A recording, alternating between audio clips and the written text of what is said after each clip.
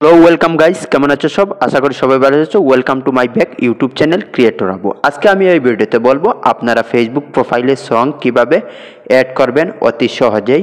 তো আপনারা ভিডিওটা স্কিপ করবেন না। যদি নতুন হয়ে থাকো আমার চ্যানেলে একটি সাবস্ক্রাইব করুন। তো সবার প্রথমে আমি অফিসিয়াল অ্যাপস ফেসবুকটা এখান থেকে ওপেন করে নেব। তো এইখানে আমি প্রথমে ফেসবুকে টাচ করে নেব।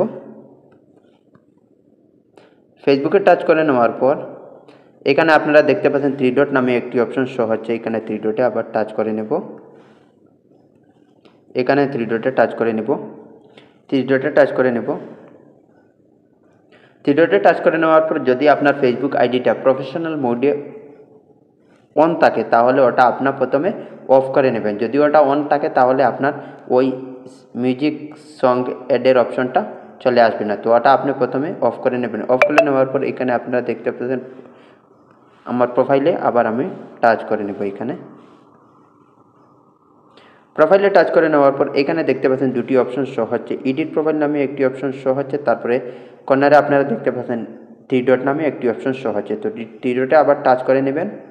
থ্রি ডটে টাচ করে নেওয়ার পর একটু স্ক্রল ডাউন করে নিচে চলে আসবেন। নিচে চলে আসার পর এখানে আপনারা দেখতে পাচ্ছেন সার্চ নামে একটি অপশন শো হচ্ছে। তো সার্চে এখানে আপনি আবার টাচ করে নেবে। সার্চে টাচ করে নেওয়ার পর এখানে দেখতে পাচ্ছেন শর্টকাটস, তারপরে নিচে দেখতে পাচ্ছেন শর্টকাটস, লাইভ ইভেন্টস, তারপরে মিউজিক নামে একটি অপশন দেখতে পাচ্ছেন আপনারা। এখানে মিউজিকে আবার আপনি টাচ করে নেবেন। বাট আপনার তো প্রোফাইলে সংটা অ্যাড করা দরকার, তারপরে মিউজিকে আপনি টাচ করবেন। এখানে মিউজিকে টাচ করে নেওয়ার পর এখানে আপনারা দেখতে পাচ্ছেন প্লাস আইকন নামে একটি অপশন শো হচ্ছে। এখানে প্লাস আইকনে টাচ করবেন। টাচ করে নেওয়ার পর এখানে উপরে দেখতে পাচ্ছেন আপনারা সার্চ মিউজিক। তো এখান থেকে আপনি মিউজিকটা খুঁজে সার্চ করতে পারবেন, কোনটা মিউজিক আপনি লাগাবেন, যেটি আপনার ফেভারিট সেটি এখান থেকে লাগাবেন। তো ওটা আমার সার্চ করার দরকার নেই। এখানে নিচে দেখতে পাচ্ছেন আপনারা অনেক মিউজিক চলে আসছে। তো আমি এই মিউজিকটা অ্যাড করব। তো এখানে মিউজিকে আমি টাচ করে নিব।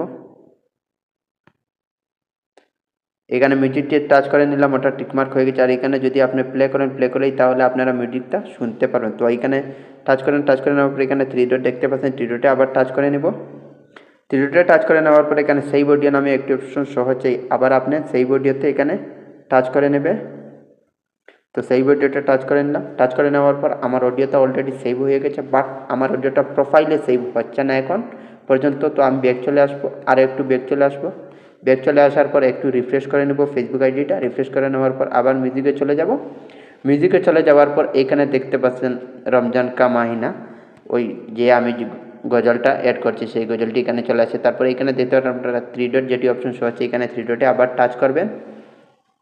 থ্রি ডটে টাচ করে নেওয়ার পর আবার দেখতে পাচ্ছেন আপনারা দুটি অপশন শো হচ্ছে, পিন টু প্রোফাইল, তারপরে ডিলেট সং ফ্রম প্রোফাইল।